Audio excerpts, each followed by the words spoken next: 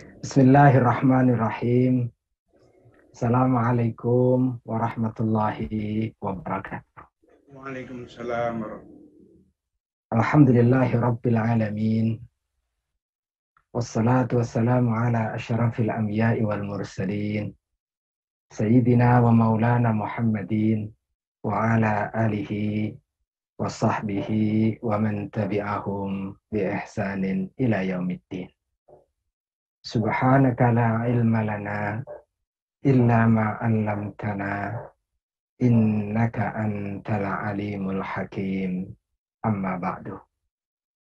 Allahumma la sahla illa ma ja'altahu sahla wa anta taj'alul hasna idza syi'ta sahla.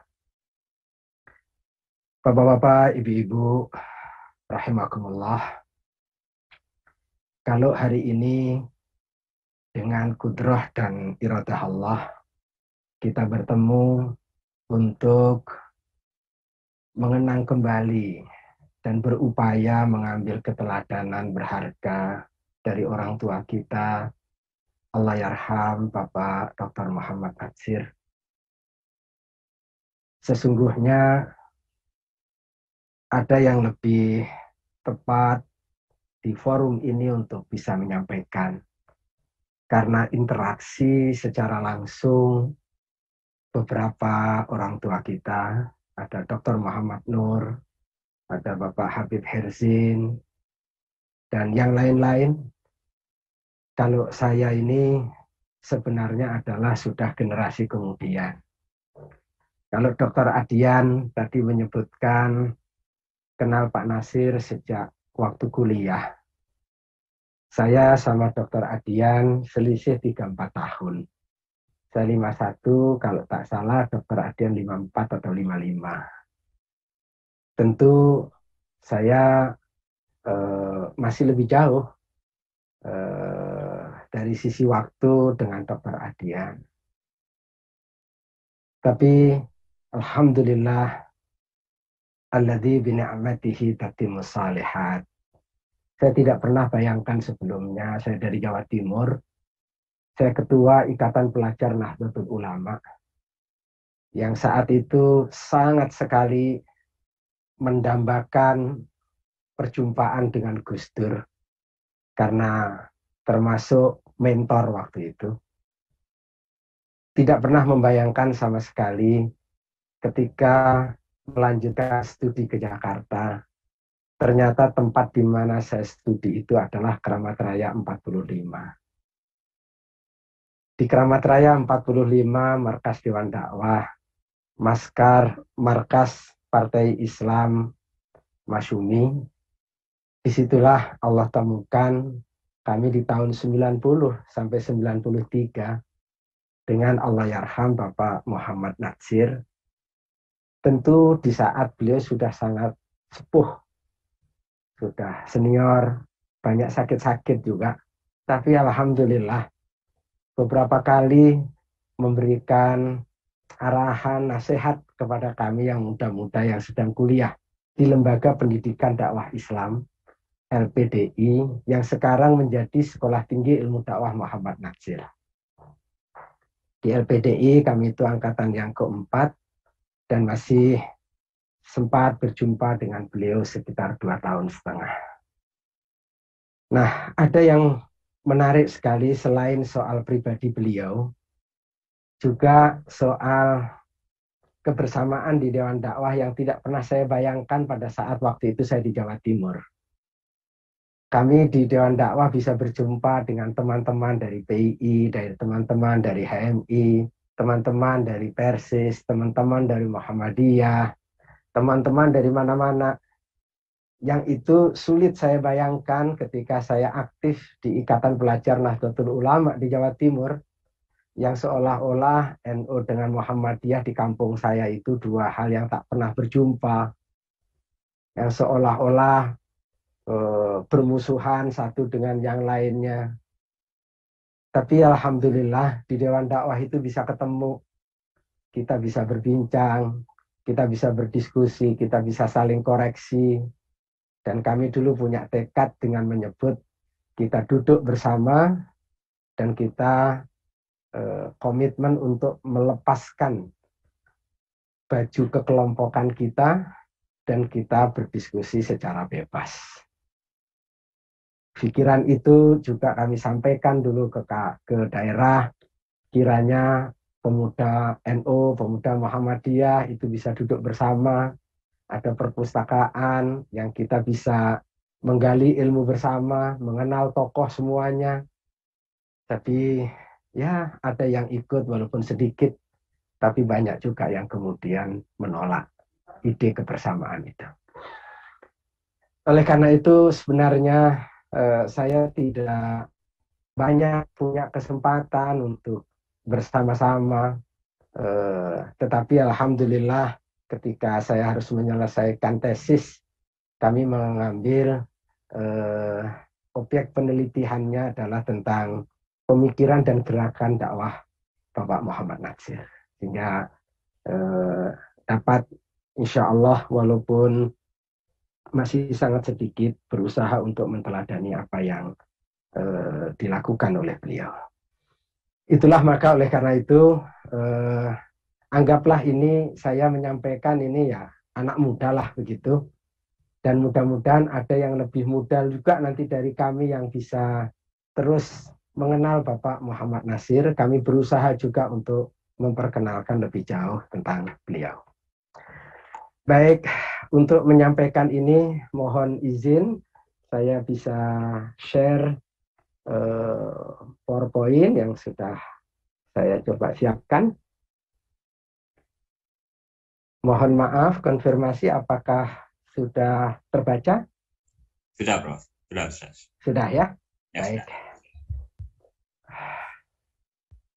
Amanah yang diberikan adalah kontribusi Muhammad Natsir dalam perjuangan menghadapi kolonialisme. Sekaligus ini saya tampakkan dan kita bisa mudah mendapati di internet foto-foto Allahyarham Bapak Muhammad Natsir, bukan dalam rangka untuk mengkultuskan, tapi mudah-mudahan bisa mendekatkan dalam kancah perjuangan ini, insya Allah. Allahyarham Bapak Muhammad Natsir yang lahir di Alahan Panjang 17 Juli 1908. Beliau wafat di Februari 1993. Alhamdulillah ketika beliau wafat, saya sebagai mahasiswa waktu itu bisa ikut bertakziah di kediaman beliau.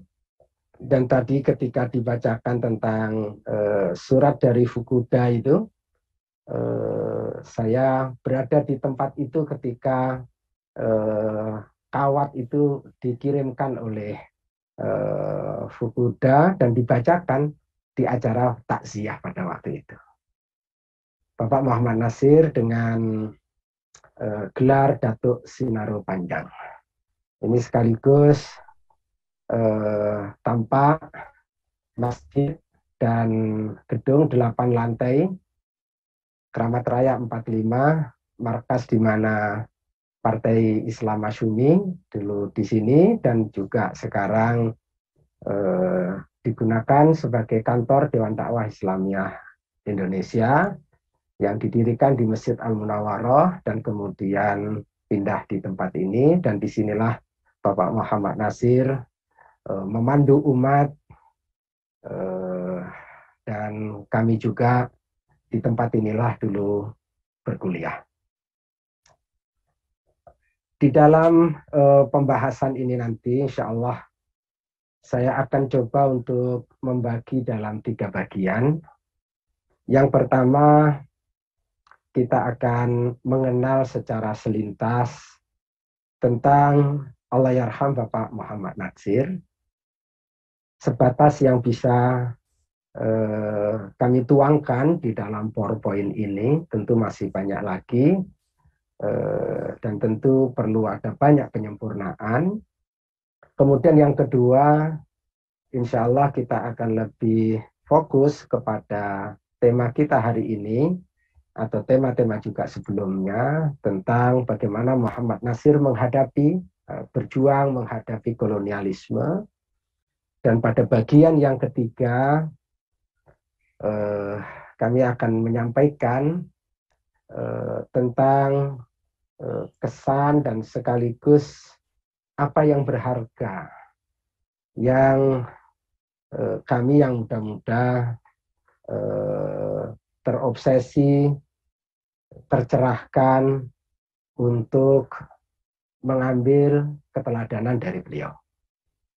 Baik, kita awali terlebih dahulu dengan kita melihat jejak Muhammad Nasir.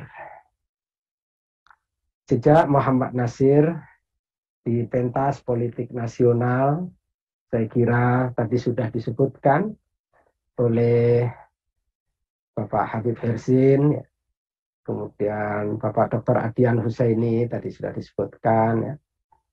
Tetapi ini kita coba tampilkan untuk sekedar mengingat kembali Pak Nasir di pentas politik nasional pernah menjadi anggota Badan Pekerja Komite Nasional Indonesia Pusat, BPKNIP, itu antara tahun 1945 hingga 1946. Kemudian yang kedua, beliau menjadi Menteri Penerangan dari tahun 1946 hingga 1949. Ini 3 kepemimpinan waktu itu, 3 Perdana Menteri, 46 sampai 49 ini, Pak Nasir tetap menjadi Menteri Penerangan. Dan menurut pengakuan Pak Nasir, sebagaimana yang kita bisa saksikan di video tentang penganugerahan pahlawan nasional bagi Pak Nasir, ada kesaksian bahwa Pak Nasir memang cukup dekat dulu dengan Soekarno, dan Pak Nasir sering juga membuatkan teks pidato Pak Soekarno itu yang menuliskan adalah Pak Nasir.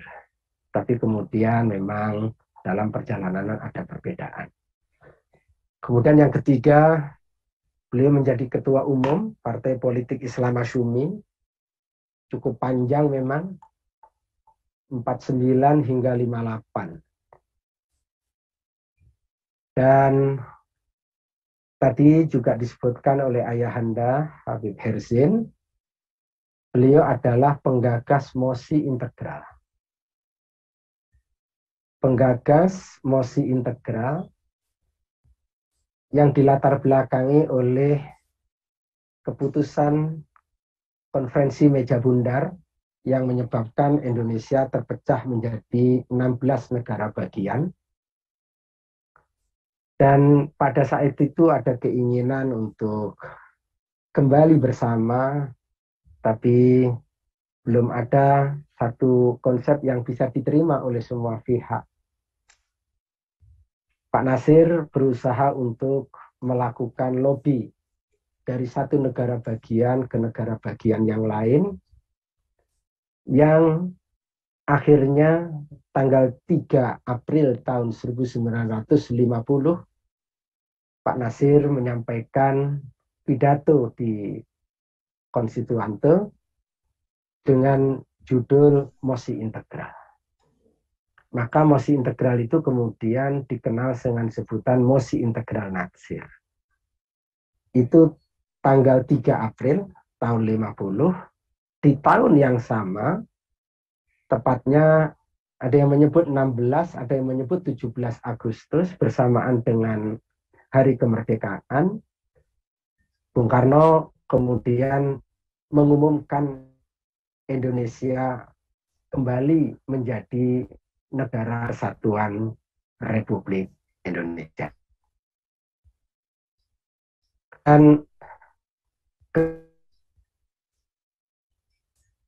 amanahi yang dipercaya untuk menjadi Perdana Menteri. Konteks ini maka disebut Pak Nasir adalah Perdana Menteri pertama NKRI. Kenapa disebut Perdana Menteri pertama NKRI? Karena memang setelah mosi integral dan Indonesia kembali kepada pangkuan negara kesatuan, dan waktu itu Perdana Menterinya adalah Pak Nasir. Yang oleh Bapak Mahfud MD, waktu itu Ketua Mahkamah Konstitusi, menyebut ini adalah proklamasi kedua. Proklamasi pertama di mana 17 Agustus tahun 45 Indonesia merdeka, dan kemudian proklamasi kedua Indonesia kembali kepada Negara Kesatuan Republik Indonesia setelah terpecah menjadi sejumlah negara bagian. Dan di tahun 50 sampai dengan 51 itulah Pak Nasir menjadi Perdana Menteri pertama. Kemudian perjalanan politik Pak Nasir di tingkat nasional, beliau menjadi anggota pemerintah revolusioner Republik Indonesia tahun 58 hingga 61 yang dikenal dengan sebutan PRRI. Inilah yang kalau buku nanti kita mendapatkan sebutan sebagai pemberontakan PRRI. Tetapi menarik karena nanti dalam peristiwa penganugerahan, rencana penganugerahan kepahlawanan pada Pak Nasir, di antara ganjalannya adalah Pak Nasir menjadi anggota pemerintah revolusioner Republik Indonesia, anggota PRRI. Tetapi kemudian yang menarik ketika dihadirkan sejumlah tokoh, termasuk juga dari Belanda, waktu itu di era Presiden Bapak Susilo Bambang Yudhoyono dan Menteri Sosialnya adalah Pak Bakhtiar Hamzah, semuanya clear. Justru kalau menurut Pak Jimli Asidiki, Ketua Mahkamah Konstitusi, menyebut kalaupun Pak Nasir itu adalah pernah menjadi anggota PRRI, itu pun dilakukan oleh Pak Nasir karena posisi Pak Nasir sebagai insan yang konstitusionalis dengan sejumlah penjelasan. Justru Pak Nasir melakukan itu juga dalam posisi itu. Maka selesailah, clear semuanya, dan kemudian anugerah pahlawan nasional diberikan kepada Pak Nasir. Juga yang kedua adalah Pak Nasir bersama dengan 49 anak bangsa menandatangani petisi 50 tanggal 5 Mei 1980 di era kepemimpinan Presiden Soeharto. Karena ada sejumlah paket undang-undang yang dipandang sangat mengkhawatirkan, maka Pak Nasir ikut serta dalam petisi 50. Dalam konteks inilah saya ingin menyampaikan bahwa kalau di dalam brosur Tuan Sahran mengkonfirmasi ke saya tentang penulisan nama Bapak Muhammad Nasir, dan kemudian tercantum di sana ada doktor dengan R besar, dalam konteks penulisan di Indonesia itu adalah doktor honoris causa, dan Pak Nasir dikenal dengan sebutan doktor ini, walaupun sesungguhnya perlu juga disampaikan karena petisi 50 ini, dan Pak Nasir termasuk yang ikut menandatangani petisi 50 ini, yang penganugerahan doktor kehormatan ini direncanakan diberikan oleh Pengajian Dakwah dan Kepemimpinan Fakultas Pengajian Islam Universitas Kebangsaan Malaysia pada musyawarah ke-87 memutuskan bahwa akan menganugerahkan gelar doktor kehormatan kepada Pak Nasir. Itu tanggal 25 Januari 1991. Tetapi kemudian rencana itu gagal, tidak terjadi, karena Pak Nasir dicekal, tidak boleh berpergian ke luar negeri, dan itu merupakan akibat dari Pak Nasir ikut menandatangani petisi 50. Sehingga Pak Profesor Syafi'i Ma'arif itu menuliskan satu tulisan yang menarik terkait dengan ini adalah Dr. Honoris Causa yang digagalkan. Tadinya Pak Nasir hendak pergi, dan kemudian Pak Nasir menanggapi ini dengan bahasa yang santun, ya. Dan inilah gaya Pak Nasir. Pak Nasir tidak menanggapi kegagalan ini, pencekalan ini dengan emosional atau bahkan dengan mungkin melakukan hal yang kontraproduktif. Bahkan Pak Nasir menyebut mungkin mereka takut kalau saya nanti kesasar barangkali. Itu ungkapan yang disebutkan oleh Pak Nasir menurut kesaksian dari Pak Syafi'i Ma'arif. Baik, kemudian pada akhirnya Pak Nasir diberikan anugerah sebagai pahlawan nasional di tanggal 6 November 2008 oleh Presiden RI Republik Indonesia Bapak Susilo Bambang Yudhoyono. Kita lanjutkan jejak Pak Nasir di dalam bidang dakwah, pendidikan, dan juga sosial. Pak Nasir, Ketua Umum Dewan Dakwah Islamiyah Indonesia, tentu Pak Nasir juga pendiri Dewan Dakwah bersama dengan tokoh-tokoh ulama, zu'ama, dan Dewan Dakwah didirikan atas dasar musyawarah para ulama zu'ama di Jakarta, dan kemudian berdirilah Dewan Dakwah Islamiyah Indonesia, dan ketua diserahkan kepada Allahyarham Pak Nasir, dan Pak Nasir menerima ketua Dewan Dakwah itu dari sejak tahun 67 sampai beliau wafat tahun 93. Sepanjang itulah Pak Nasir mengemban amanah untuk memimpin Dewan Dakwah, memandu umat dan bangsa ini. Maka sering diistilahkan ketika di masa Masyumi itu disebut berdakwah lewat jalur politik. Kemudian di era Dewan Dakwah Islamiyah Indonesia, ketika rehabilitasi Masyumi itu tidak berhasil, maka kemudian tokoh-tokoh memandang perlu untuk punya kendaraan di dalam melanjutkan perjuangan, dan terbentuklah Dewan Dakwah Islamiyah Indonesia. Maka rumusannya adalah berpolitik lewat jalur dakwah. Jadi saat Masyumi berdakwah lewat jalur politik, kemudian saat di Dewan Dakwah berpolitik lewat jalur dakwah. Untuk menggambarkan bahwa antara dakwah dan politik adalah dua sisi mata uang yang tidak bisa dipisahkan satu dengan yang lain.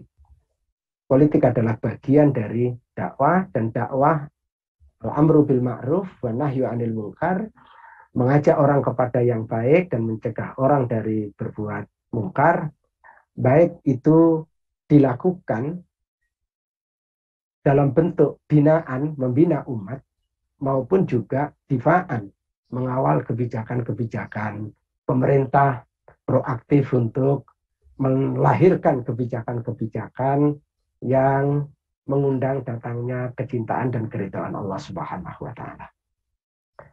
Kemudian Pak Nasir juga orang yang pribadinya sangat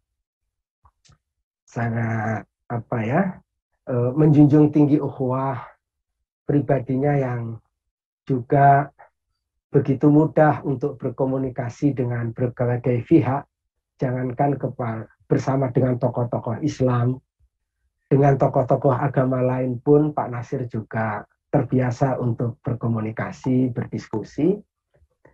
Maka bersama dengan Kiai Haji Mashkur, ini tokoh di Nahdlatul Ulama waktu itu, beliau memprakarsai pembentukan Forum Ukhuwah Islamiyah pada tanggal 1 Agustus di tahun 84.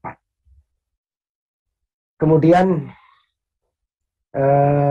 dalam bidang pesantren, Pak Nasir adalah Ketua Badan Penasihat Yayasan Pesantren Pertanian Darul Falah Bogor. Menurut kesaksian dari putri beliau, Pak Nasir itu biasanya kalau Sabtu Ahad itu sering kali ke Bogor, ke pesantren Darul Falah. Dan di pesantren Darul Falah ini juga diselenggarakan pengkaderan dai, pendidikan kader dai. Ada yang 3 bulan, ada yang sekitar 4 bulan. Dai-dai yang akan dikirim ke seluruh pelosok Nusantara dari pesantren-pesantren di seluruh Indonesia. Itu dididik dulu di Darul Falah. Dan saya pernah ke Malaysia dan berjumpa dengan 2 orang dai asal Malaysia yang pernah dikirim ke Darul Falah di Bogor ini dan kemudian dikembalikan untuk berdakwah di Malaysia. Alumni dari Darul Falah ini cukup banyak sekali dan banyak di antara mereka juga yang di Timur Leste, di NTT, daerah-daerah pedalaman. Dan misi ini yang dilanjutkan oleh Sekolah Tinggi Ilmu Dakwah Muhammad Nasir hari ini.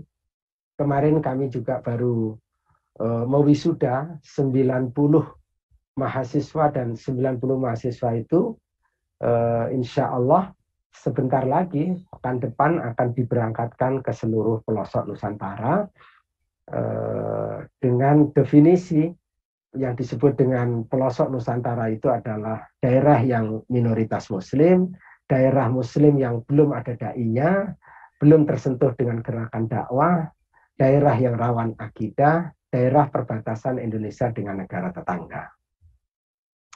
Kemudian juga Pak Nasir membersamai dan kami berjumpa dengan alumni dari pengkaderan dai di Darul Falah Bogor ini.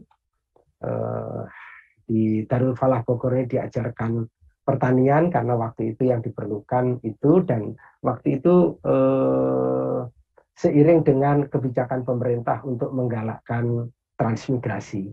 Jadi seiring dengan transmigrasi digalakkan, maka Pak Nasir berpikir untuk mengikut sertakan dai dalam rombongan transmigrasi itu agar kemudian dakwah bisa terus digelurakan, umat terus dibimbing.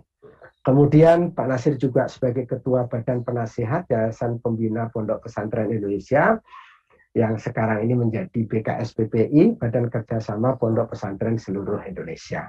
Yang sekarang ini ketuanya adalah Profesor Dr. Kiai Haji Didin Hafiduddin. Kemudian kalau di dunia kampus, jejak Pak Nasir kita bisa lihat, beliau adalah Sekretaris Panitia Pendirian Sekolah Tinggi Islam, tadi disebutkan oleh Dr. Adian, cikal bakal UII Yogyakarta. Dan beliau sekretarisnya, ketuanya adalah Bung Hatta, dan kemudian beliau tersebut sebagai anggota Dewan Kurator UII Yogyakarta. Beliau juga anggota pendiri Unisba, Universitas Islam Bandung. Beliau juga anggota pendiri UISU, Universitas Islam Sumatera Utara. Beliau juga Dewan Penasehat UIC, Universitas Ibnu Khaldun Jakarta. Jadi ada CH, Khaldun Jakarta. Ibnu Khaldun, tapi tulisannya CH. Kemudian beliau juga Dewan Kurator Universitas Islam Jakarta, UID, Dewan Kurator Universitas Islam Jakarta. Jejak Pak Nasir juga kita bisa lihat di Unisula, Universitas Islam Sultan Agung. Kemudian UIK, Universitas Ibnu Khaldun Bogor, UNWIR, Universitas Islam Riau, tadi disebutkan oleh Dr. Adian. Kemudian juga UMI Makassar. Nah, universitas-universitas Islam swasta ini kemudian berhimpun dalam BKSPTIS, Badan Kerjasama BKS PTIS, Badan Kerjasama Perguruan Tinggi Islam Swasta. Sampai dengan hari ini masih masih sering ada pertemuan BKS PTIS ini. Nah, jejak-jejak Pak Nasir ada di sana. Kemudian juga Ketua Penasehat Rumah Sakit Islam Ibnu Sina di Bukit Tinggi, Dewan Pendiri Rumah Sakit Islam Cempaka Putih Jakarta. Beliau ada jejak itu. Kemudian juga di pesantren mahasiswa. Ada pesantren mahasiswa Budi Mulia Yogyakarta. Pengakuan atau yang disampaikan oleh Pak Dr. Amin Rais, bagaimana Pak Nasir terlibat di dalam proses perintisan di awal terkait dengan pesantren mahasiswa Budi Mulia. Kemudian di pesantren mahasiswa Ulul Albab Bogor, sampai hari ini alhamdulillah masih terus berjalan. Di pesantren mahasiswa Lampung dan beberapa pesantren yang lain termasuk di Masjid Salman ITB Bandung. Kemudian beliau juga menerima penghargaan dari Dewan Masjid Indonesia, Dewan Masjid Award, sebagai tokoh manajemen Masjid Indonesia. Itu diberikan tanggal 26 Mei 2005, menerima bintang keteladanan akhlak mulia dari Komite Gerakan Masyarakat Peduli Akhlak Mulia. Saya kira ini sangat tepat sekali, karena antara yang khas dari Allahyarham Pak Nasir adalah keteladanannya, menjunjung tinggi akhlak mulia. Itu diberikan kepada Pak Nasir pada Mei tahun 2007. Inilah jejak-jejak Pak Nasir dalam bidang dakwah, pendidikan, dan sosial. Saya mengambil ini sudah sini ya, tapi tidak menyebutkan ketika Pak Nasir merintis pendidikan Islam di Bandung, kemudian beberapa aktivitas yang dilakukan oleh Pak Nasir sebelum kemerdekaan. Kemudian ini jejak Pak Muhammad Nasir di Lembaga Islam Internasional. Tadi sebagiannya juga sudah disebutkan oleh pembicara kita sebelumnya. Beliau adalah Presiden World Muslim Congress bermarkas di Karachi, Pakistan. Beliau tadi juga disebutkan oleh Ayahanda Habib Herzin. Beliau adalah anggota Majelis Taksisi Rabithah Alam Islami berpusat di Mekah. Juga beliau adalah anggota dari Majelis A'la Al-Alami Lil Masajid, Dewan Masjid Dunia berpusat di Mekah, Saudi Arabia. Beliau juga menjadi ketua tim penyelesaian masalah Muslim Moro. Ini diamanahkan ke beliau oleh organisasi konferensi Islam, dan beliau diminta untuk menjadi ketua tim penyelesaian terkait dengan Moro ini. Beliau juga anggota Dewan Pendiri Al-Hay'ah Al-Khairiyah Al-Islamiyah Al-Alamiyah berpusat di Kuwait. Beliau juga anggota Dewan Pendiri Oxford Islamic Studies Inggris, dan juga Dewan Kurator International Islamic University Islamabad, Pakistan. Inilah beberapa maklumat terkait dengan Allahyarham Bapak Muhammad Nasir. Kalau kami di Dewan Dakwah sering atau akrab dengan menyebut Bapak Muhammad Nasir. Ya, tetapi dalam dokumen memang sering disebutkan dengan doktor pakai R besar, doktor kehormatan, walaupun tadi sudah disebutkan itu kemudian gagal karena beliau tidak bisa hadir di Malaysia, Universitas Kebangsaan Malaysia pada saat itu. Ini foto-foto terkait sebagian saja, dan kita bisa mendapati ini semuanya di internet. Dan tentang video penganugerahan Pak Nasir sebagai pahlawan nasional, atau tepatnya jelang penganugerahan Pak Nasir sebagai pahlawan nasional, menggambarkan Pak Nasir adalah tokoh negarawan, dai yang negarawan, sangat konstitusionalis. Itu bisa diakses juga lewat YouTube. Ini foto Pak Nasir pada saat menjadi Perdana Menteri dan pada saat mendapatkan penghargaan dari Raja Faisal. di Saudi Arabia. Baik, kita akan masuk kepada poin yang kedua, dan saya ingin memulai untuk menyebutkan ini dengan apresiasi dan pesan Presiden Republik Indonesia, Bapak Susilo Bambang Yudhoyono, terkait dengan poin hari ini. Poin kita hari ini adalah Pak Nasir, perjuangan Pak Nasir di dalam menghadapi kolonialisme. Ada tiga poin penting dalam pidato Presiden pada tanggal 4 Desember, pada tanggal 15 Desember tahun 2008, beliau menyampaikan pidatonya ini, Pak Presiden menyampaikan pidatonya di hadapan masyarakat Sumatera Barat, dan itu acara digelar berkait dengan penganugerahan gelar pahlawan nasional kepada Pak Nasir di gedung serbaguna PT Semen Padang di Padang pada waktu itu, Sabtu malam. Nah, Pak Nasir waktu itu, Presiden SBY waktu itu menyampaikan, nanti kita bisa baca di situs resminya dari Setnek ini, sekurang-kurangnya ada 3. Presiden menyampaikan yang pertama, bahwa keputusan pemerintah memberikan gelar pahlawan nasional kepada Muhammad Nasir, kata beliau, sangat tepat, meski diakui terlambat dilakukan. Itu ungkapan jujur dari Presiden Republik Indonesia. 2, ketika dominasi penjajah amat kuat di Asia, Afrika, dan Amerika Latin, beliau dengan tegas memperlihatkan sikap anti-kolonialisme. Dan kata Presiden, itulah yang mendasari mengapa saya putuskan memberikan gelar pahlawan nasional.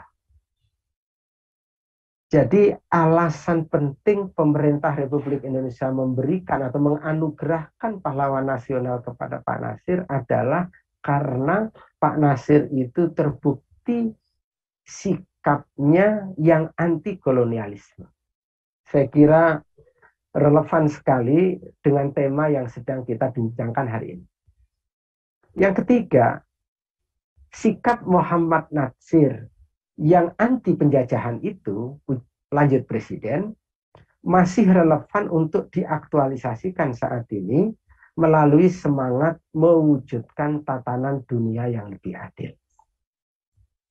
Inilah 3 poin ya,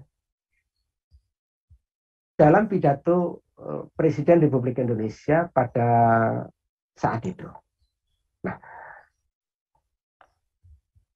Bapak dan Ibu, rahimakumullah, kita coba untuk lebih lanjut melihat pandangan Muhammad Nasir tentang kolonialisme, tentang penjajahan ini. Saya tidak bisa menghadirkan banyak, tapi ada sejumlah poin yang saya kira penting kalau kita coba untuk membaca dokumen pidatonya Pak Nasir yang berjudul tentang sumbangan Islam bagi perdamaian dunia. Sumbangan Islam bagi perdamaian dunia, dan itu disampaikan oleh Pak Nasir tahun 51. Untuk pertama kalinya Pak Nasir melakukan peninjauan ke negara-negara Islam, ke Pakistan, ke Irak, Iran, Libanon, Suriah, Saudi Arabia, Mesir, dan Turki. Dalam perjalanan keliling itu, waktu itu tahun 52, Pak Nasir ditemani oleh 2 sahabat karib beliau, tadi disebutkan oleh Ayahanda Habib Herzin, yang menemani itu tokoh masyumi Bapak A.R. Baswedan. kakek dari Gubernur DKI Jakarta Pak Anies Baswedan. Dan juga kemudian ditemani oleh Bapak Dr. Anwar Haryono. Bapak Dr. Anwar Haryono ketika Pak Nasir wafat, kepemimpinan Dewan Dakwah disepakati dipegang oleh kepemimpinan kolegial, dan Pak Anwar Haryono waktu itu ditunjuk menjadi ketua harian. Nah, dalam perjalanan itu Pak Nasir menyampaikan pidatonya yang kemudian diberikan judul Sumbangan Islam bagi Perdamaian Dunia. Nah, dari beberapa kalimat di pidato beliau ini amat sangat jelas bagaimana seorang Natsir membaca tentang penjajahan ini, membaca tentang kolonialisme itu. Yang pertama, beliau melihat bahwa laba gereja dan tentara dalam konteks kolonialisme adalah tiga hal yang nggak bisa dipisahkan. Tiga hal yang nggak bisa dipisahkan. Maka beliau menyebutkan 3M. Tiga hal yang nggak bisa dipisahkan. Dan dari sini kemudian beliau ingin mengurai. Ya, ingin mengurai tentang yang pertama, bagaimana kemudian kolonialisme ini berjalan, penjajahan itu berjalan. Tiga itu dalam satu paket. Soal apa, soal gereja, soal tentara. Ini satu paket. Kemudian sekaligus juga beliau menyampaikan, menjelaskan kepada umat bahwa Islam itu juga mengajarkan peperangan. Tapi apa bedanya? Peperangan yang dilakukan dalam Islam, bahkan kalau dalam sirah kita mengenal dengan istilah futuhat, dengan kolonialisme. Sekaligus ini dijelaskan oleh beliau agar memberikan pandangan terhadap kelompok Islamophobia yang mengatakan bahwa Islam itu disebarluaskan dengan pedang. Pak Nasir ingin mendudukkan itu. Bahkan dalam konteks perdamaian yang keempat, Pak Nasir juga ingin mengajak umat untuk melihat bahwa menyampaikan misi perdamaian itu adalah bagian dari melaksanakan perintah Quran. Dan itu adalah ibadah. Baik. Ini beberapa ungkapan yang disampaikan oleh beliau. Sampai abad ke-17 dan seterusnya, perang salib untuk meluaskan kerajaan Tuhan masih dilanjutkan di seberang lautan oleh Angkatan Laut Portugis dan Spanyol. Dari fakta-fakta sejarah itu nyatalah yang meluaskan agama melalui perang dan kekuasaan bukanlah Islam. Ini kalimat khasnya Pak Nasir. Pak Nasir itu sangat hati-hati dalam menulis. Pak Nasir tidak menyebutkan siapa sebenarnya aktornya itu. Tapi Pak Nasir ingin mengatakan bahwa nyatalah yang meluaskan agama melalui perang dan kekuasaan bukanlah Islam. Beliau hanya ingin menyebut bukanlah Islam. Siapanya? Ya. Orang harus mencari. Siapa itu? Tapi Pak Nasir ingin mengatakan bahwa itu bukan Islam. Faktanya bukan Islam. Bahwa Quran mengizinkan peperangan dengan batas-batas yang tertentu dan ditegaskan peraturan-peraturan kesusilaan yang harus ditaati dalam perang itu. Kalau Quran itu mengizinkan untuk peperangan, dan memang faktanya terjadi sejumlah ghazawat, sejumlah pertempuran di zaman Rasulullah Sallallahu Alaihi Wasallam, baik yang besar maupun kecil, ghazwah maupun syariah, ghazawat maupun saraya. Tapi ditegaskan oleh Pak Nasir bahwa itu semuanya dengan peraturan-peraturan, dengan batas-batas tertentu dan peraturan-peraturan tentang kesusilaan yang harus ditaati dalam perang. Cuman di sini memang beliau tidak menyebutkan bagaimana misalkan pidato Rasulullah Sallallahu Alaihi Wasallam saat hendak terjadi pecah perang Badar. Ada perintah Rasulullah. Bagaimana pesan Rasulullah Sallallahu Alaihi Wasallam kepada pemimpin perang yang ditunjuk di dalam Ghazwah Khaybar, di mana tonggak kepemimpinan diserahkan kepada sahabat Ali bin Abi Thalib, dan itu diikuti oleh Rasulullah dengan pesan-pesan penting. Kalau kita lihat atau kita kaji itu, jelas apa yang disebutkan oleh Pak Nasir ini benar adanya. Bahwa kalaulah Islam itu mengizinkan untuk perang, tapi ada batasan-batasannya, ada peraturan-peraturan yang harus ditaatinya. Suruhan Quran sangat nyata agar sikap adil dan pantas dilakukan oleh pihak yang menang dalam merundingkan perdamaian. Perdamaian mesti dipandang sebagai penutup dari segala sengketa. Di forum ini juga kita pernah membahas tentang perjanjian Hudaybiyah. Bagaimana ketika Islam sedang berada di atas angin, Islam sedang betul-betul berjaya, tapi kemudian Rasulullah Shallallahu Alaihi Wasallam siap untuk menandatangani perjanjian Hudaybiyah, dan itu adalah perjanjian damai. Ini adalah satu fakta tersendiri bahwa Islam memang sangat berpihak dan mendorongkan untuk terjadinya sebuah perdamaian itu. Nah, ini disebutkan di dalam pidato beliau. Nah, lebih lanjut kemudian beliau menyebutkan begini. Rakyat di Palestina, Syria, Mesir, Maroko, sampai ke pantai barat Afrika Utara, ketika dijajah oleh Romawi, tidak pernah mendapatkan hak kewarganegaraan Romawi. Sangat berbeda nanti dengan Islam. Mereka selalu mengalami diskriminasi, diperlakukan sebagai bangsa yang rendah, diperbudak.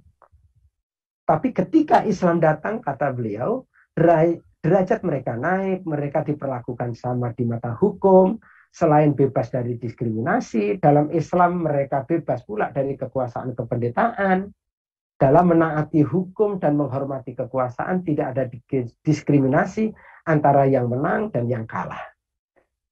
Yang sangat fenomenal kalau kita merujuk kepada generasi terbaik umat ini, bagaimana seorang Ali, seorang khalifah itu maju ke pengadilan harus dikalahkan oleh putusan pengadilan karena Ali sebagai orang yang mengajukan, orang yang yang menggugat, Ali tidak, sahabat Ali bin Abi Thalib tidak bisa menunjukkan bukti yang meyakinkan. Pada akhirnya Khalifah Ali dikalahkan oleh putusan pengadilan, tetapi yang menarik kemudian ternyata itu menjadi pintu terbukanya pikiran orang Yahudi yang dimenangkan tentang keluhuran dan ketinggian ajaran Islam.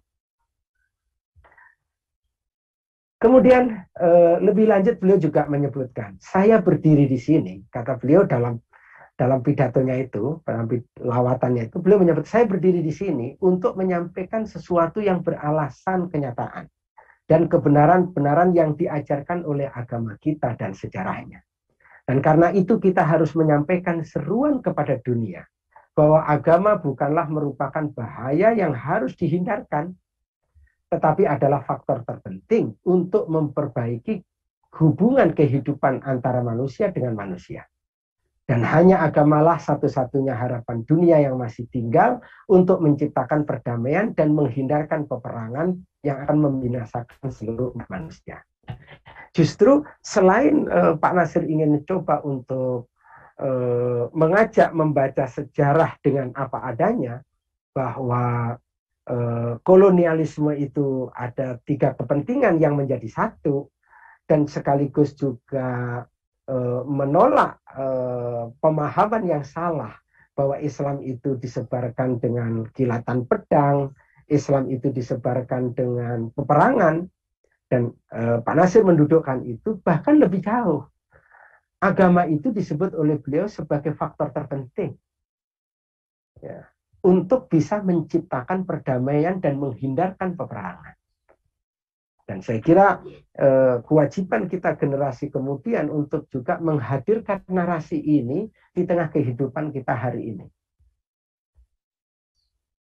Bahkan kami yang muda-muda pernah mendapatkan informasi, tapi qadarullah wa masya'a fa'al, kami tidak berhasil ketemu dengan pelaku sejarah, karena sebelum kami hadir waktu itu beliau sudah dipanggil oleh Allah SWT karena ada informasi penting dari senior kami bahwa ada jejak Natsir dalam pidatonya Bung Tomo ketika mengobarkan semangat perlawanan melawan penjajah arek-arek Surabaya, yang kemudian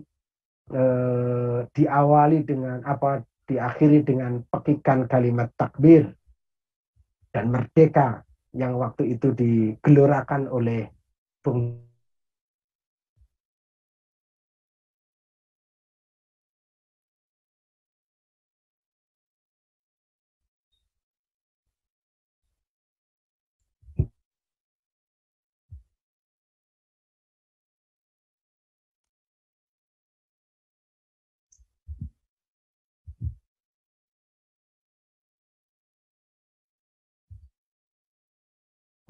mendapatkan saksi sejarah dalam hal ini.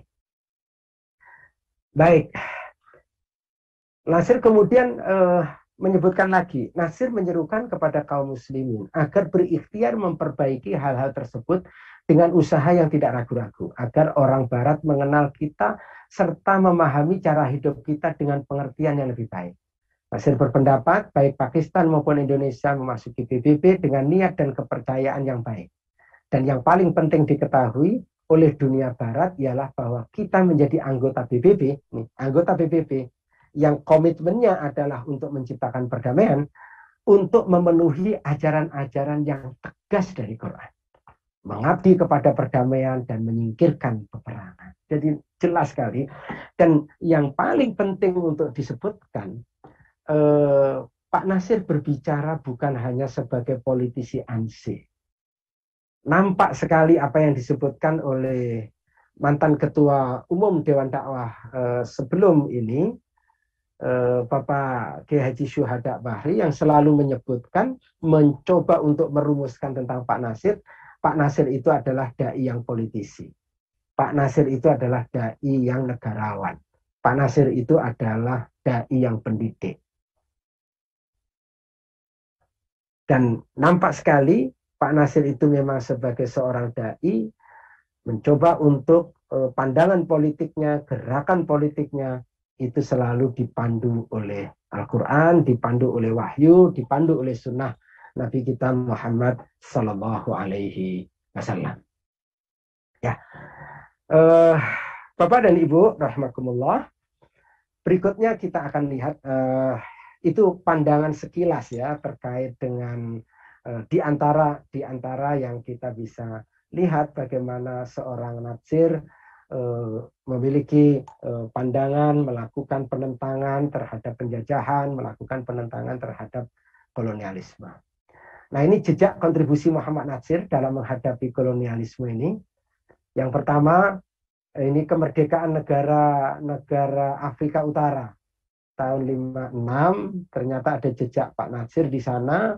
Sampai-sampai kemudian Pak Nasir itu disebut sebagai orang yang mengerahkan solidaritas masyarakat Indonesia untuk membantu perjuangan kemerdekaan negara-negara di Afrika Utara.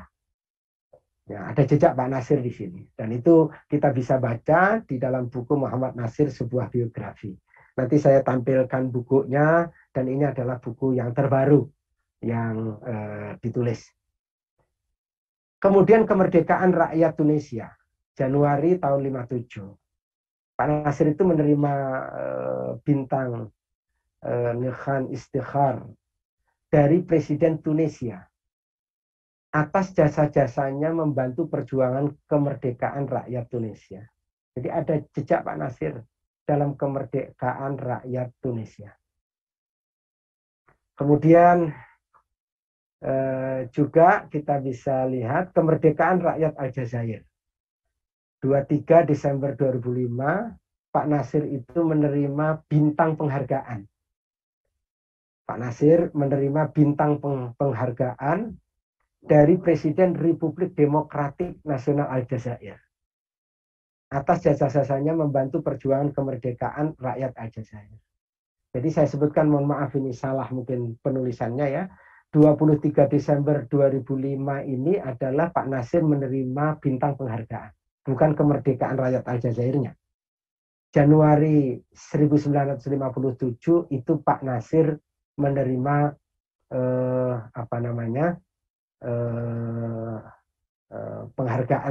menerima penghargaannya itu. Kemudian berikutnya memerangi kelaparan dan ketidakpedulian. Itu diraih oleh Pak Nasir Maret 1977, mendapatkan gelar ya, sebagai Pangeran Islam dari komunitas Muslim dunia atas sumbangannya dalam memerangi kelaparan dan ketidakpedulian yang terjadi di dunia. Perjuangan rakyat Palestina, ini perlu ada penjelasan sedikit. Perjuangan rakyat Palestina banyak sekali yang dilakukan oleh Allahyarham Pak Nasir untuk perjuangan rakyat Palestina. Yang saya ingin sebutkan dalam hal ini adalah ketika Pak Nasir menerima penghargaan internasional ya, dari Lembaga Hadiah Internasional Raja Faisal di Saudi Arabia atas jasa-jasa beliau di bidang pengkhidmatan kepada Islam untuk tahun 1400 Hijriah. Waktu itu menurut yang saya dengar dari murid-muridnya Pak Nasir itu hadiah dari Raja Faisal itu ternyata tak ada sepeser pun yang dibagi oleh Pak Nasir kepada keluarga. Hadiah itu oleh Pak Nasir dikembalikan kepada umat. Dibagi 3, di antaranya adalah untuk membangun sejumlah musola masjid di daerah-daerah pedalaman, dan kemudian sepertiganya disumbangkan untuk perjuangan rakyat Palestina. Nah, ini ada keperpihakan nyata dari beliau selain keperpihakan yang lain. Beliau mengeluarkan dari hadiah yang diterima oleh dari Raja Faisal itu untuk perjuangan rakyat Palestina. Saya kira ini menarik sekali, karena itu hadiah untuk pribadi beliau. Gitu.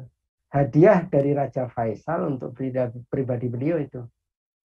Tapi kemudian ternyata tidak ada sepeser pun yang dibagi kepada keluarga. Semuanya dikembalikan kepada umat. Karena ini adalah penghargaan yang diterima oleh Pak Nasir karena jasa-jasanya di bidang pengkhidmatan kepada Islam. Tadi yang berikutnya tadi sudah disebutkan oleh Pak Habib Hirzin, perubahan RIS ke NKRI 16 Agustus 50, nanti satu lagi menyebutkan 17 Agustus pengumumannya.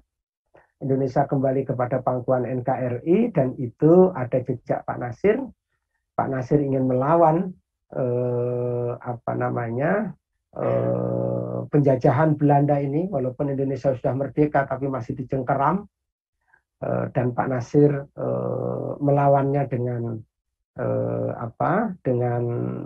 mencoba melobi negara-negara bagian agar semuanya siap bersama-sama untuk kembali menjadi satu, dan ternyata lobi Pak Nasir itu cukup efektif karena memang Pak Nasir sendiri adalah seorang dai, seorang ulama yang memudahkan juga untuk berkomunikasi dengan bahasa keulamaan, bahasa dakwah.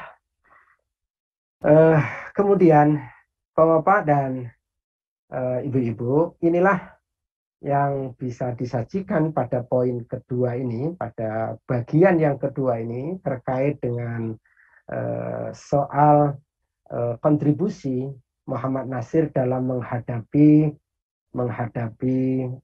kolonialisme. Nah, terakhir pada poin yang ketiga, kami ingin menyebutkan beberapa hal. Yang pertama, sebagai orang yang tidak banyak membersamai Pak Nasir di dalam aktivitas dakwah beliau, aktivitas politik beliau, dan lain sebagainya. Tetapi sebagai anak muda dan kami coba juga untuk sering sosialisasikan kepada yang muda-muda bahwa Pak Nasir ini adalah teladan. Tadi sudah disebutkan oleh Pak Dr. Adian Husaini, kami di Dewan Dakwah itu mewarisi 3 hal, di antaranya adalah mewarisi keteladanan dari beliau. Kami coba nilai-nilai baik ini, keteladanan ini juga kami sampaikan kepada mahasiswa di Sekolah Tinggi Ilmu Dakwah Muhammad Nasir. Nah, di antaranya adalah, tadi sudah disebutkan oleh Ketua Umum, tapi saya boleh garis bawahi lagi, adalah putusan berani Pak Nasir untuk tidak melanjutkan perkuliahan dengan beasiswa yang diberikan oleh Belanda, mengambil satu di antara 2 jurusan, 1-2 fakultas, fakultas kedokteran atau fakultas hukum. Fakultas hukum di Jakarta, fakultas kedokteran, fakultas ekonomi di Belanda. Pak Nasir tidak ambil itu. Nah, putusan berani Pak Nasir ini adalah putusan yang tepat. Mudah-mudahan itu karena ikhlas beliau. Walaupun Pak Nasir itu adalah tamat SMA, tapi kemudian Pak Nasir menjadi tokoh umat, tokoh bangsa, negarawan, politisi. Tentu dan dikenal oleh masyarakat dunia, diakui oleh masyarakat dunia. Penentangan Pak Nasir terhadap kolonialisme begitu jelas. Jasa Pak Nasir juga nampak seperti itu. Peran di tengah umat dalam bidang pendidikan, dakwah juga banyak. Nah, pertanyaannya adalah apa rahasia dan apa titik tolak yang paling utamanya? Kami mohon nanti kalau salah bisa dikoreksi. Tetapi kami melihat berawal dari sejak awal memang, boleh kita lihat dari sejak awal, tapi ada satu keputusan penting dalam sejarah Pak Nasir adalah ketika Pak Nasir memutuskan untuk tidak melanjutkan kuliah dengan beasiswa dari Belanda, tapi Pak Nasir justru ingin ikut bersama dalam sebuah dinamika perjuangan. Yang kedua, Pak Nasir ingin belajar lebih jauh tentang Islam, tentang perjuangan dengan guru-guru terbaik. Tadi disebutkan oleh Pak Adian, ada Hasan, itu setiap sore beliau belajar, ada Pak Haji Agus Salim, kemudian Ahmad Surkati, tokoh-tokoh yang memang hebat, tokoh-tokoh yang tepat. Pak Nasir tidak mengambil keputusan itu walaupun beasiswa yang diberikan itu kalau saya tidak salah 3 kali lebih besar dibandingkan dengan gaji ayahandanya sebagai sipir penjara. 3 kali gajinya lebih besar.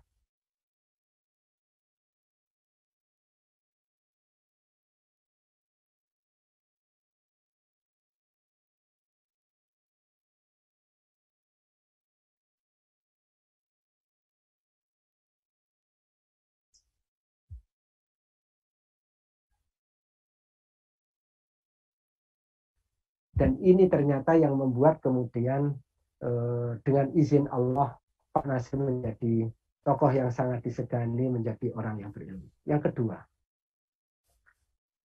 kedua, Allah yarham Pak Nasir adalah orang yang sangat menjaga konsistensinya dalam tadabbur ayat-ayat Qur'aniyah dan tafakkur kehidupan. Tafakkur ayat-ayat kauniyah. Pak Nasir menjaga tadabbur ayat-ayat Qur'aniyah dan tafakkur terhadap ayat-ayat kauniyah. Ini rahasia kekuatan. Kami mendapatkan itu ketika Pak Nasir beberapa hari wafat.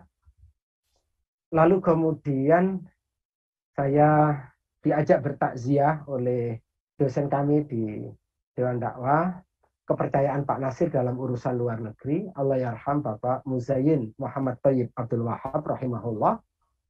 Dan seringkali tiap pagi ke Pak Nasir, pekerjaan-pekerjaan terkait dengan Timur Tengah biasanya beliau yang menyiapkannya.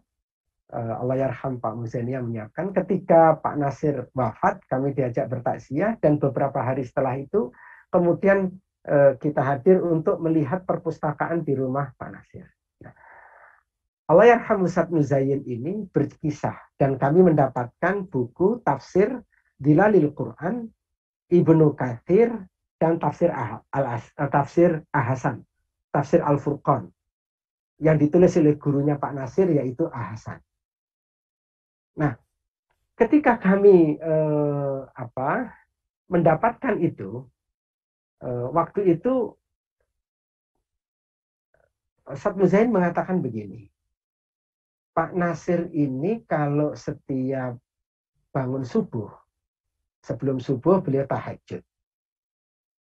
Lalu kemudian bangun subuh, itu beliau selalu di kamarnya, karena Ustadz Muzayyin itu hampir setiap hari ke rumah Pak Nasir. Di kamar beliau itu selalu terbuka satu tafsir Ibnu Katsir, Dilalil Quran, sama tafsir Al-Furqannya Ahasan. Nah, yang menarik waktu itu kami ditunjukkan satu ayat di stabilo, dikasih tulisan, di tafsir Ibnu Katsir itu, nanti di tafsir Dilalil Quran itu juga, kemudian nanti di tafsir Al-Furqan itu juga. Rupanya beliau ini ketika ingin mendalami satu ayat, beliau itu buka tiga-tiganya tafsir itu. Dan beliau ingin nampaknya mendapatkan khazanah dari pembahasan tiga tafsir yang agak berbeda itu. Kalau kita lihat, tafsir Ibnu Katsir adalah tafsir bil ma'thur, yang kuat dari sisi nas. Dilalil Quran lebih pada pergerakan. Maka ada yang menyebutkan apakah Dilalil Quran itu tafsir atau bukan tafsir. Karena lebih pada soal bagaimana penghayatan Said Muhammad Qutb, Said Qutb terhadap ayat-ayat Al-Quran. Kemudian tafsir Al-Furqan. Mungkin ini yang menjadikan Pak Nasir itu selalu aja ada ide, selalu aja ada landasan dalam mensikapi banyak hal. Maka kami waktu itu mengambil pelajaran ini, jangan pernah berhenti untuk tadabbur ayat-ayat Al-Quran. Yang kedua, yang menarik, kalau sudah nanti baca Quran, Quran datang. Quran datang ke rumah Pak Nasir, antar Quran. Pak Nasir kemudian baca Quran. Pak Nasir ingin nampaknya melihat apa yang terjadi di tengah umat. Pak Nasir ingin membaca situasi dan kondisi yang jadi. Ini yang kami sebutkan tadi dalam slide sebagai ayat-ayat kauniyah. Ayat-ayat kauniyah. Ayat-ayat yang ada pada kehidupan ini, ayat-ayat yang ada pada alam jagat raya ini. Pak Nasir baca itu. Dan bukan hanya satu koran. Banyak koran yang kemudian dibaca oleh Pak Nasir. Pak Nasir itu termasuk yang cepat di dalam mengambil kesimpulan dalam baca. Setelah itu, Pak Nasir kemudian kebiasaannya telepon untuk membagi kerja kepada anak-anak muda di Dewan Dakwah. Nah, termasuk yang sering juga dipanggil setelah itu, Allahyarham Bapak Muzayyin Muhammad Thayyib Abdul Wahab ini. Ini adalah urusan-urusan luar negeri biasanya beliau. Biasanya dipanggil. Nah, nanti Pak Nasir membuat catatan. Kadang-kadang Pak Nasir kemudian membuat tulisan untuk menyampaikan sesuatu. Berdasarkan apa yang dibacanya dari kitab suci, berdasarkan pula apa yang dibacanya dari Quran. Nah, kalau di dalam khazanah, ini yang disebut dengan fiqhud dalil, ini yang disebut dengan fiqhul waqi'. Fikih dalil dan fikih realitas. Hari ini banyak mungkin di antara aktivis yang kuat dari sisi dalil, tapi dia tidak cukup kuat membaca situasi dan kondisi. Tapi ada yang kuat membaca situasi dan kondisi, dia punya maklumat yang cukup, tetapi tidak cukup mampu untuk bisa merumuskan masalah dan memberikan solusi karena panduan dalilnya tidak cukup kuat. Saya kira perpaduan antara tadabbur ayat-ayat Qur'aniyah dengan tafakkur ayat-ayat kauniyah itu menjadi rahasia. Nah, di antara yang kami itu sering sekali mendapati arahan Pak Nasir, walaupun sekali lagi saya mau batasi, kami itu maksud saya ini dengan teman-teman berarti kan sudah di ujung. Dan juga itu yang kami lihat di tulisan, Pak Nasir itu seringkali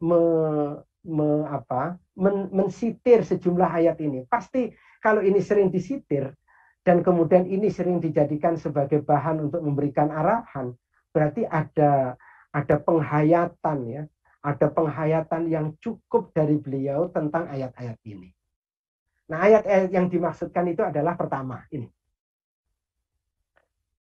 Beliau sering sekali menyebut ayat 35 dari suratul Anbiya. Kullu nafsin dha'iqatul maut. Tiap-tiap yang berjiwa akan merasakan mati. Wa nabluukum bisyarri wal khairi fitnatan wa ilaina turja'un. Kami akan menguji kepadamu dengan keburukan dan kebaikan sebagai cobaan yang sebenar-benarnya. Dan hanya kepada kamilah kamu dikembalikan. Pak Nasir itu selalu menggarisbawahi dua kata kunci di sini. Yang pertama kata kunci bisyarri, asyarru di sini. Wal khairi, al khairu di sini. Bahwa kebaikan, keburukan, kebaikan, dua-duanya ujian. Nah, ini beliau tanamkan betul. Ungkapan ini seiring juga dengan ayat di mana Pak Nasir itu seringkali menyebutkan surat Ali Imran ayat 40-nya. Tapi saya sebutkan di sini termasuk ayat 139-nya ada maksud. Ayat 140 ini Pak Nasir sering menyebutkan tentang watilkal ayyamu nudawiluha bainan nas. Bahwa hari-hari itu kami pergilirkan di antara manusia agar mereka mendapatkan pelajaran. Beliau suka menyebut bahwa musim zaman berubah, musim berganti. Zaman berubah, musim berganti. Bapak Taufik Abdullah, sastrawan kita menyebut hidup ini bagaikan roda pedati. Kadang di atas, kadang di bawah. Perjalanan perjuangan beliau dan perjalanan perjuangan Indonesia berada pada tempat kadang-kadang di bawah, kadang-kadang atas. Ditindas, merdeka. Begitulah keadaan. Masumi pernah jaya, kemudian dibubarkan. Begitulah. Hidup ini adalah bagaikan roda pedati. Musim berganti, zaman berganti, zaman berubah, musim berganti. Nah, dalam kaitan itu, dalam ayat ini ada yang menarik. Karena hanya jarak 13 bulan, Perang Badar dengan Perang Uhud adalah dua pemandangan yang berbeda. Pertama, di Perang Badar kemenangan spektakuler. Perang Uhud kekalahan. Tapi ayat ini menyebutkan, iyam saskum korhun, faqat masal qaumu korhum mitluh. Ya. Ya. Sesungguhnya kaum kafir itu pada Perang Badar mendapatkan luka serupa. Jika kamu pada Perang Uhud, mohon maaf, jika kamu pada Perang Uhud terluka, maka kita harus tidak boleh lupa bahwa pada saat Perang Badar, faqat masal qaumu qarhum mitluh, pada saat Perang Badar, orang kafir itu juga terluka. Nah, pertanyaannya, kalau sama-sama terluka, sama-sama terbunuh, apa yang membedakan? Yang membedakan wala tahinu wala tahzanu wa antumul a'launa in kuntum mu'minin. Yang penting kita ini dalam keadaan iman. Kalau dalam keadaan iman, menang atau kalah, di atas atau di bawah, di samping atau di tengah, kalau kita ini dalam keadaan iman, apakah kemudian zaman berubah, musim berganti, apapun yang terjadi, asal kita ini tetap konsisten berada di atas iman, wa antumul a'launa. Kalian itu tinggi. Karena kalaupun perang Uhud itu terjadi dan umat Islam itu kemudian gugur di medan Uhud, di sini disebutkan waliya'lamallahu alladhina amanu wa yattakhidha minkum syuhada wallahu la yuhibbuz zalimin. Itu semuanya Allah ingin tahu siapakah di antara manusia itu yang betul-betul beriman, dan Allah juga ingin mengambil dari orang-orang yang beriman itu syuhada. Kalau tidak ada terjadi perang Uhud, tidak ada syuhada bernama Hamzah. Tidak ada syuhada Uhud. Hamzah walaupun zahirnya terbelah-belah, tercapik-capik, tapi bahagia dia, tersenyum dia, karena itu adalah pintu bagi dia untuk mendapatkan syahid, dan itu adalah awal kebahagiaan yang sejati yang akan dia dapatkan. Nah, maka oleh karena itu, gugusan ayat ini sering disebut oleh beliau. Sering disebut oleh beliau.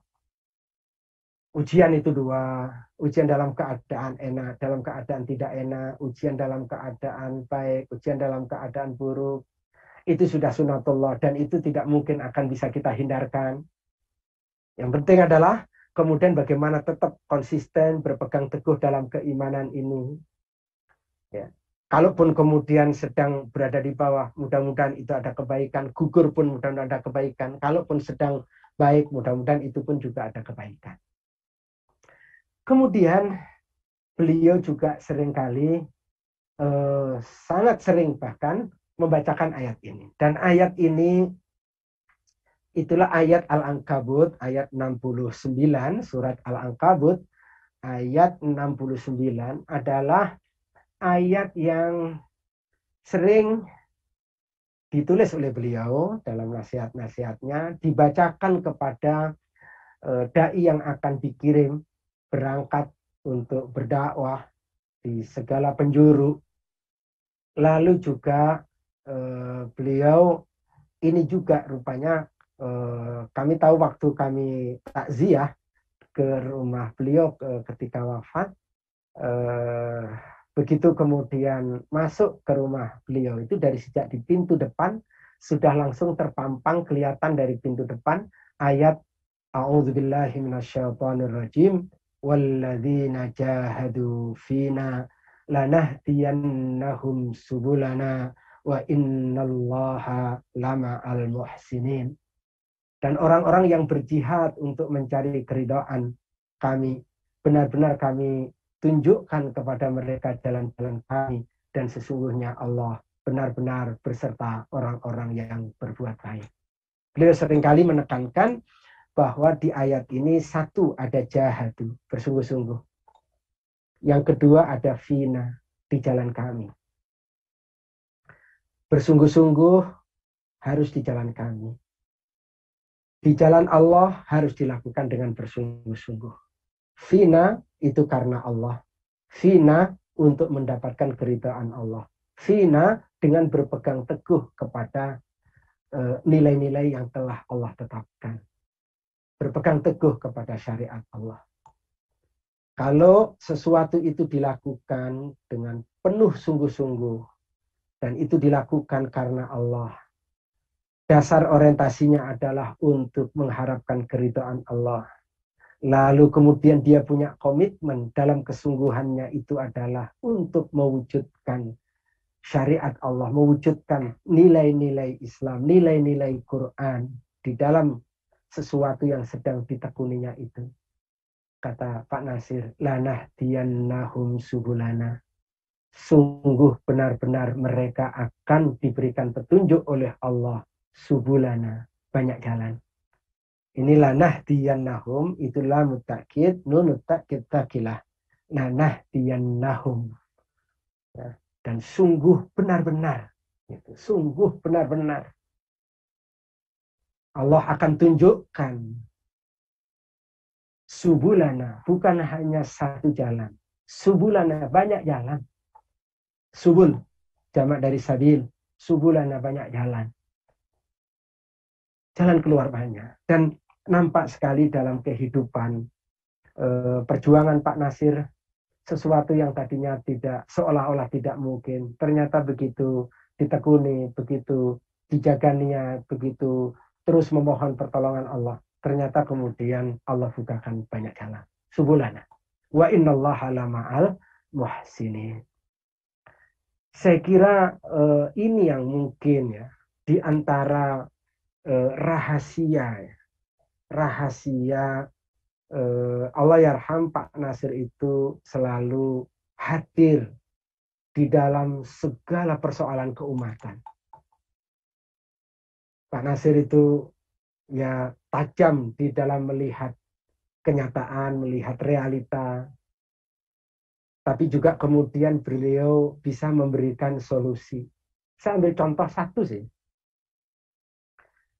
Ketika berkembang Iqra yang diinisiasi oleh Pak Kiai Haji As'ad Humam Yogyakarta, itu kan sangat fenomenal dan terkait dengan pengentasan buta baca Al-Quran di Indonesia dan di beberapa tempat yang lain.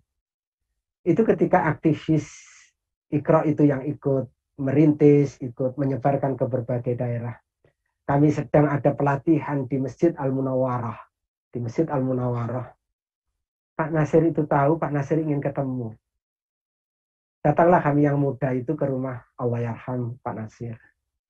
Di antara tokoh pentingnya ini yang hadir itu adalah Pak Mustafa Kamal. Mustafa Kamal itu UGM. Dia alumni dari UGM. Dia datang, dia termasuk yang menatar guru-guru Iqra di berbagai tempat. Ketika ke rumah Pak Nasir itu mendengarkan cerita tentang perjalanan Iqra itu hampir 1 jam lebih. Sabar beliau mendengarkan. Dan memang beliau ingin dengar. Panjang sekali. Dan beliau nanya itu memang. Kita menunggu sebenarnya apa arahan beliau. Tapi sepertinya beliau mempersilahkan terus untuk bicara. Tapi setelah itu ketika mau pamit, barulah beliau itu menepuk punggung Ustadz Mustafa Kamal yang masih muda waktu itu. Dia mengatakan, Pak Nasir itu mengatakan begini, teruskan perjuangan, ini adalah pintu bagi pendidikan anak-anak kita. Kan kalau dari sisi ungkapannya ya biasa gitu. Tapi menarik, itu kesimpulan setelah mendengarkan 1,5 jam itu. Beliau itu mendengarkan. Setelah itu Pak Mustafa Kamal itu waktu itu ngajar di Jogja di 4 perguruan tinggi. Pulang sudah. Langsung dia keluar, tidak lagi mengajar, mohon, dan kemudian melanglang buana ke seluruh Nusantara di banyak titik untuk melatih guru-guru Iqra itu di berbagai kawasan. Senjatanya apa kalau ditanya? Apa yang menyemangati? Ungkapan Pak Nasir tadi. Teruskan perjuangan. Ini adalah pintu bagi pendidikan anak-anak kita. Saya kira itu menarik. Tokoh yang seperti ini, yang mau mendengarkan sedemikian rupa. Dan kemudian Pak Nasir memberikan pengarahan dengan sebuah arahan yang tepat ini. Akhirnya saya ingin menyampaikan satu rekomendasi. Bila tuan-tuan, puan-puan, bapak, ibu ingin mendalami tentang Allah yarham Pak Nasir, ini adalah buku terbaru, edisi revisi. Ini ada 628 halaman. 628 halaman. Diterbitkan oleh Dewan Dakwah Islamiyah Indonesia, Muhammad Nasir, sebuah biografi edisi revisi. Saya kira kita bisa mengenali lebih jauh tentang Pak Nasir. Apa yang saya sampaikan tadi karena keterbatasan saya, karena keterbatasan maklumat saya hanya sedikit saja yang bisa disampaikan, tapi kedalamannya saya kira kita bisa menikmati buku yang sudah disajikan. Ini belum setahun, ini buku alhamdulillah, dan saya kira ini adalah buku yang penting untuk kemudian kita baca bersama. Baik, saya kira ini saja yang bisa saya menyampaikan.